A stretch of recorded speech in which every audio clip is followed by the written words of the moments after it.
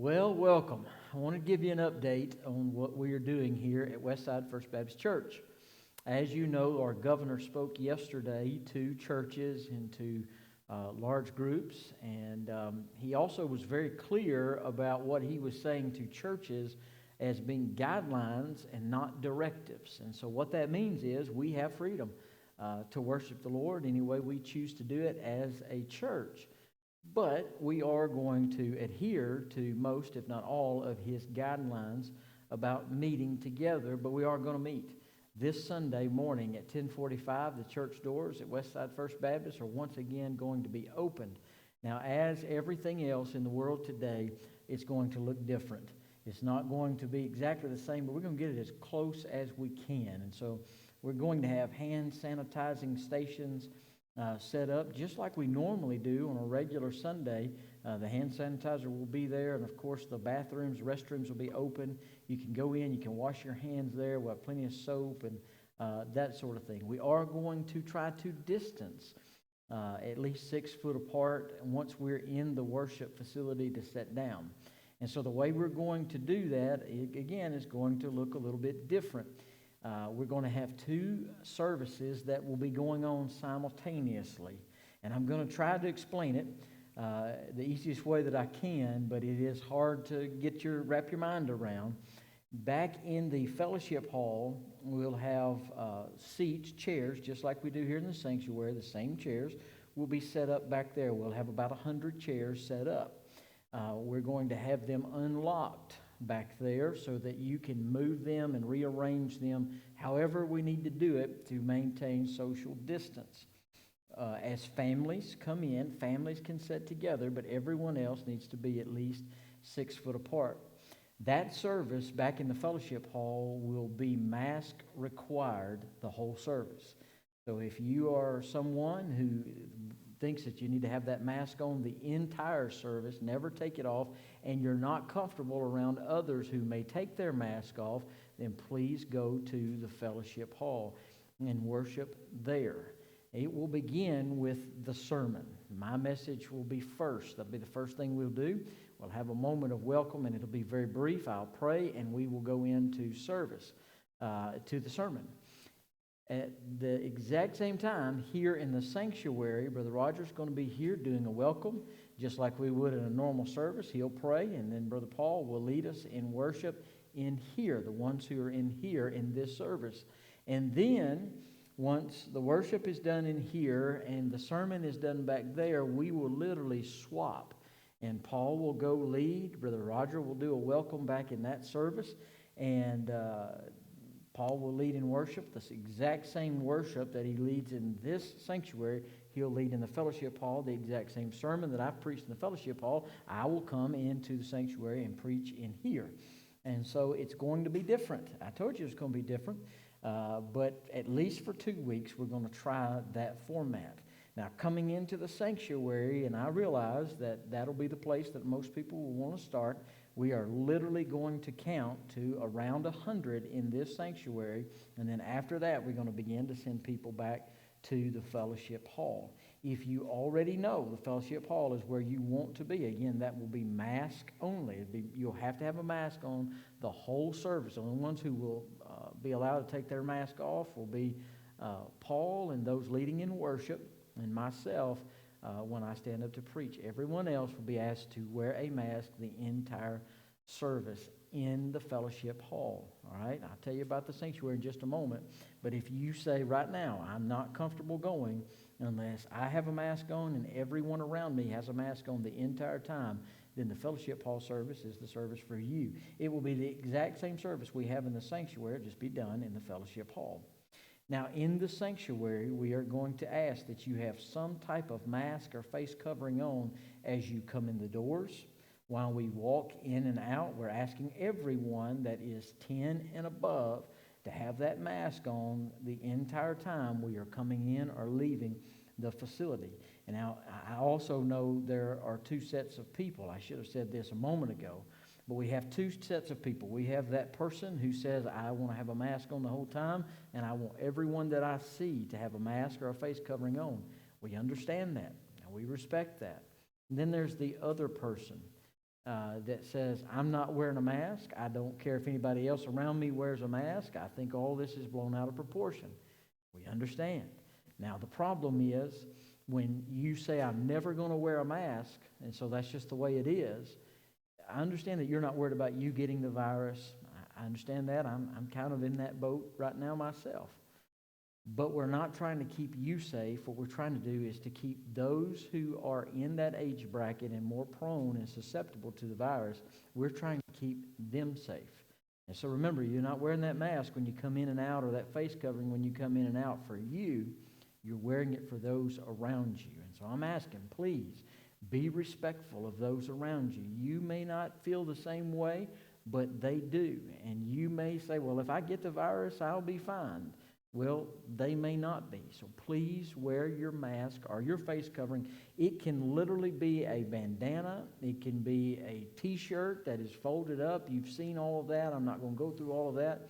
It does not have to be a mask from a doctor's office, but it does need to be some type of face covering as we come in and as we leave.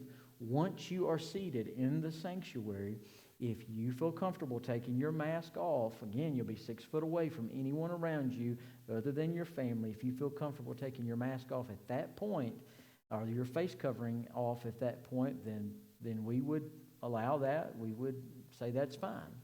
We will have a designated area, though, even in our sanctuary, that will be mask only. And by mask only, it'll be mask only the whole time. And so we're trying. We are trying to make it as appropriate and to make it as guideline approved as we can, and also to make it as comfortable as we can. I understand wearing a mask or a face covering through the whole service is not comfortable. I would not like it. I would not want to do it either. But I also understand there are those who say, well, I'm not going to be around people that don't have a mask on. And so I understand that. We want to make it as appropriate and as comfortable as we can. But of course, we can't please everyone. We can't make everyone happy. And so we're doing the best we can. Now, people will say, if you're in the fellowship hall, and I've had this same question, and I don't know the answer to it. What if somebody takes their mask off in the mask-only service? Or their face covering off in the face covering only service? Well, I don't know. Nobody's going to come and throw you out of the service, obviously. But we're really asking, if you go back there, that you never take it off the whole time. And if you feel like you have to, step outside. Just step outside and take the mask off. You say, Doug, what about those who do not feel comfortable getting out and going to a worship service or a large group gathering? They haven't been to the grocery store. They haven't been to Walmart. They haven't been to the hardware store. They've not been anywhere through this whole time. I would encourage you to stay home. I really would. And we're not going to take a roll, and if you're not here, call you and say, why weren't you at church? Not at all. I also do not believe that people who stay at home are not people of faith.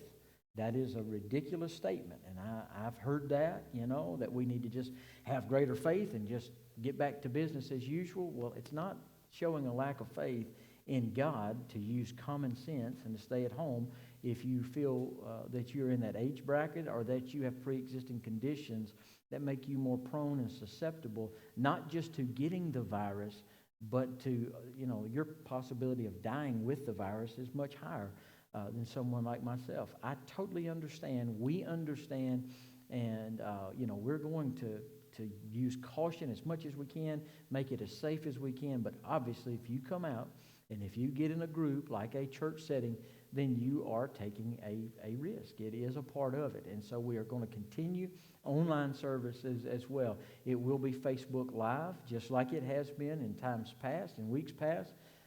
It'll be the same way. And so if you want to stay at home and watch service online, that's totally understandable. We're going to respect that. We're going to love you. We're going to continue to move on. Now, services will be like this for at least the next 2 Sundays, probably a little longer. But we're trying to do 2 Sundays in a row that way. And if we need to change and adjust something, we will do that. Also, not this Sunday, but the Sunday following, not the 10th, but the Sunday following, we will begin to have Sunday school. We're going to have it at a different time. So We'll talk more about that, but we're going to have Sunday school on Sunday nights instead of a Sunday night worship service. We'll have Sunday night Sunday school.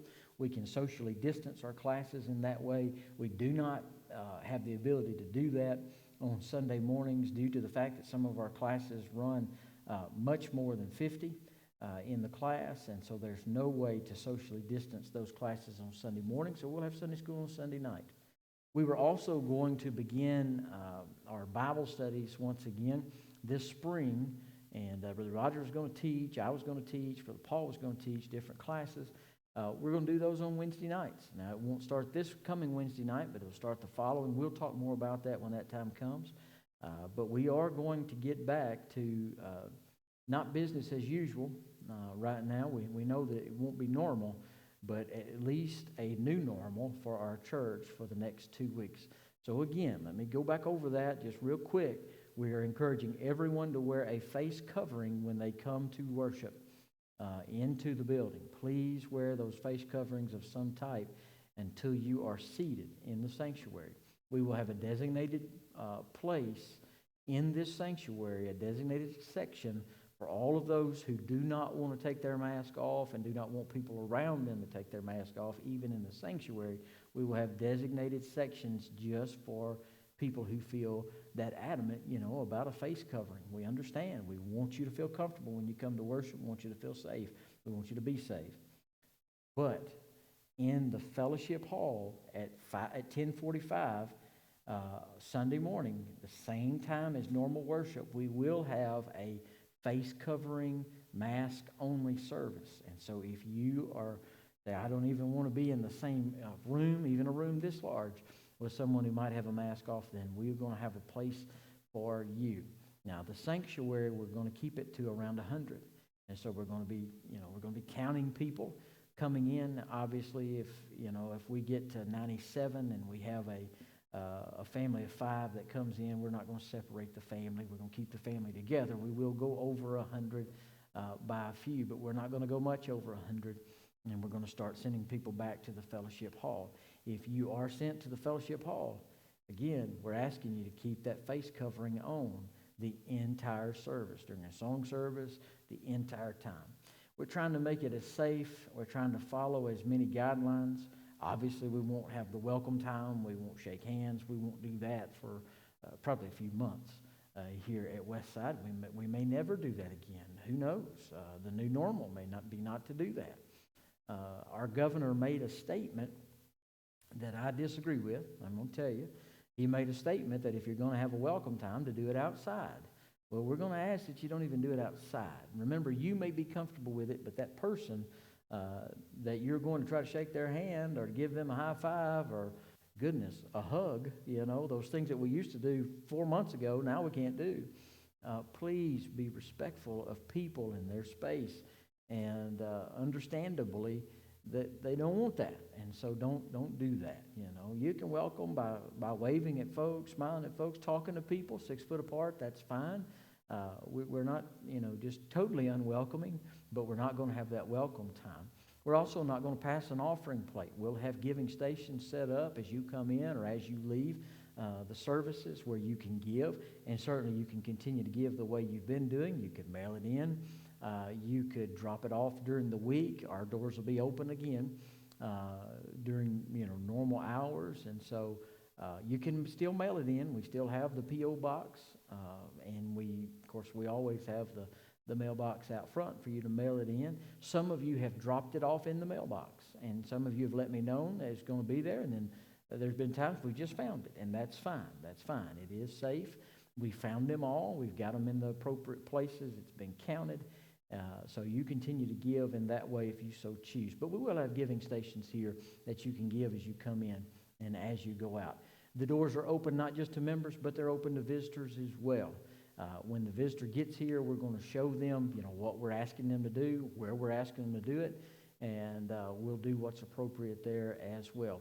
Also, we have some ladies who, starting today, they're beginning to make some face coverings, some masks. We'll have about 50 of them this Sunday. They will be available, but of course it's a short supply. So if you have a bandana, if you have any way to cover your face, please do it. as people are coming in and as people are leaving, it's going to look weird. It's going to look different. It's going to be strange. We're going to see things this Sunday we've never seen before. Normally, that's what we have a security team for. When someone comes in with a face covering, we have a security team that takes care of that person. But now we'll all have them on as we come in and as we leave. It will be different, but, it's at least getting us back together. So I'm excited about Sunday. Sunday's also Mother's Day. How appropriate that we come back and celebrate our mothers together on our first Sunday back. I'm praying for a revival for this Sunday. I'm praying that God would just explode in this place and back in the fellowship hall. And I'm praying for visitors, praying for new faces. Can't wait to see what's going to happen this Sunday. Give us some grace here as we try to make some changes and do things different. Give us some leadway. We're going to make mistakes. We're going to do some things that you say, well, I don't like that. Well, tell us. Let us know. We want to do as much as we can to please as much of us as we can as we come in. And very obviously, if the virus, presents itself on this side of the lake again in the same way that it did before, then we'll shut the doors again. We'll do what we need to do to try to keep everyone safe. The last thing we want to be is that church, that church that opened up too soon, that church that the virus broke out in. We don't want to be that church. I don't believe we're going to be that church, but I think the time has come to open the doors. And so we're going to do it this Sunday. We'll see what happens. Again, if you don't feel comfortable doing it, please stay at home.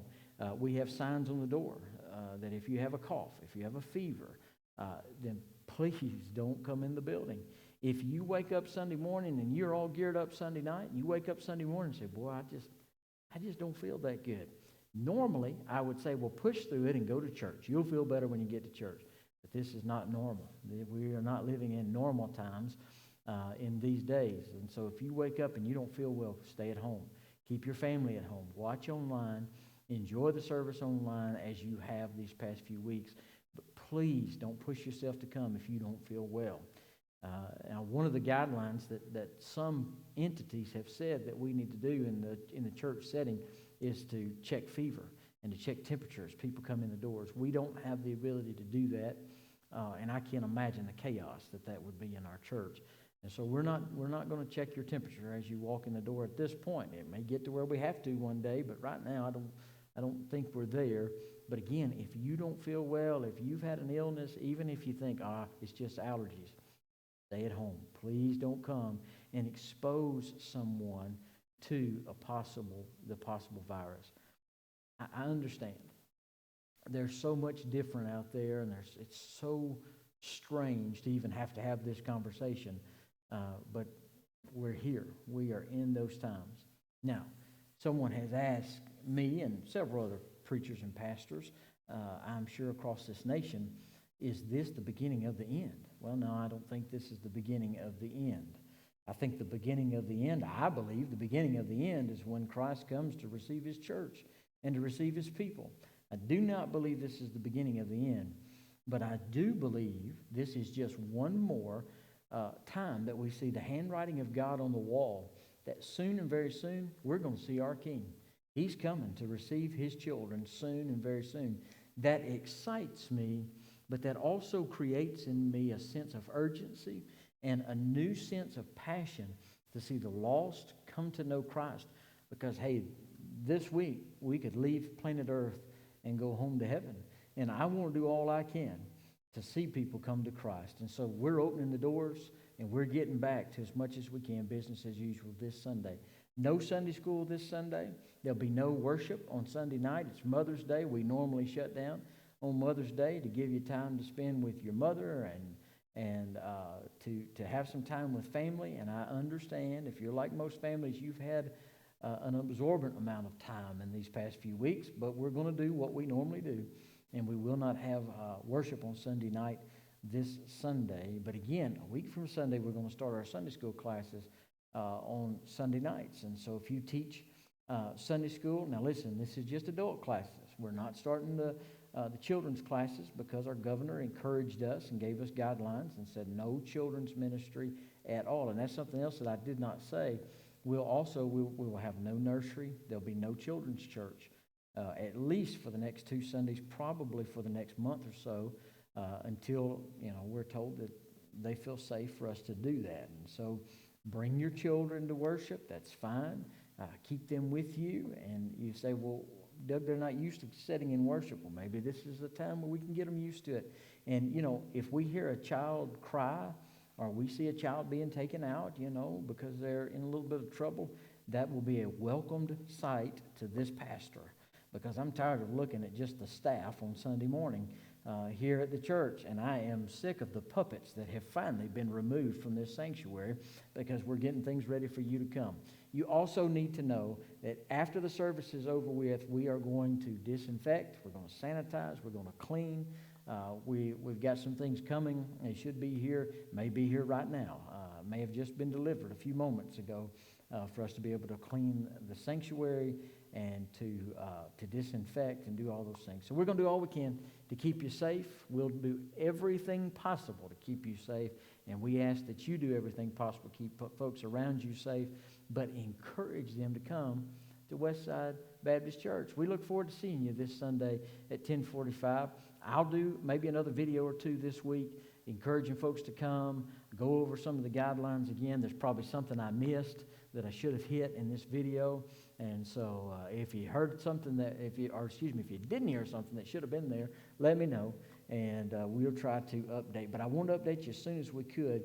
We had a meeting last night, talked with our steering committee, some leaders in the church, and I've tried to talk to a few members and just ask them their thoughts. Everyone seems to be very comfortable with the position that we've taken and the actions that we've taken. So we want you to come. Look forward to seeing you Sunday, 10:45. Man, show up. If you want a spot in this sanctuary, show up a little early, and you'll be sure to be in that first 100 people. Again, if you're going to be mask only, the fellowship hall is a place for you. That back door will be open, so if you want to drive around and be a little closer to the door, certainly we want you to do that. Now listen, be in prayer for me, because all this has got to happen in a timely manner. And some of you know, I'm just going to say the joke before you get to, it's going to be hard for me to preach a little shorter sermon, so it'll be a little shorter this Sunday. I'm going to watch the clock, and we're going to stick with it for this Sunday, so maybe I'm going to learn a new normal as well. Hey, God bless you. Thank you for being so faithful in giving and supporting what we've been doing as a church, and it's been awesome. But it's time to get you back in here. I can't wait to see you Sunday. Remember, church doors are open during the week. We've already had one of our members, one of our deacons, stop by this morning. And normally during the week you're trying to get things done and move on. And if somebody comes in and kind of interrupts, sometimes you're saying, come on, let's get done so we can get this conversation over. But we had a ball just sitting back talking. We had a committee meeting last night. Normally after those, people hit the door running, But last night after we said the closing prayer, we all just sat around and talked for a little while, because we miss each other. We're family. And when families aren't together, they miss one another. I've missed you. I hope you've missed me.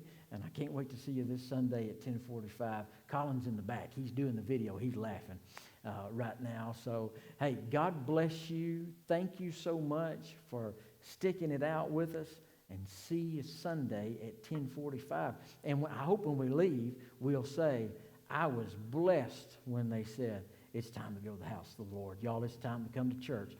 See you Sunday for Mother's Day weekend. God bless you. Have a great day.